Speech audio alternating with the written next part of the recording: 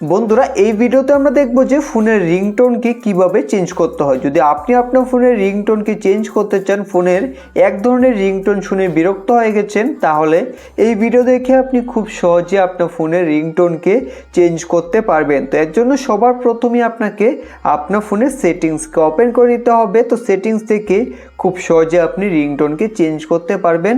তো এর জন্য বন্ধুরা সবার প্রথমে আপনি এখানে নিচে চলে আসুন সেটিংসের। এখন এখানে আপনি দেখতে পাবেন সাউন্ড অ্যান্ড ভাইব্রেশন। তো এখান থেকে আপনারা সাউন্ড অ্যান্ড ভাইব্রেশনে ক্লিক করবেন। ক্লিক করার পর এখন এখান থেকে আপনারা একটু নিচে আসুন।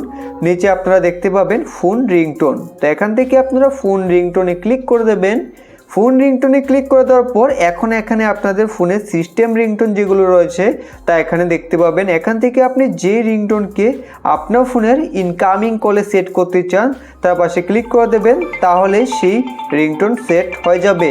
তো এইভাবে আপনি যে কোনো রিংটোনে ক্লিক করে তা আপনার ফোনে ইনকামিং কলে সেট করতে পারবেন। আর যদি আপনি ডাউনলোড করা কোনো ধরনের রিংটোনকে ফোনের ইনকামিং কলে সেট করতে চান, তাহলে এখান থেকে আপনাদের কাস্টম রিংটোনে ক্লিক করে দিতে হবে।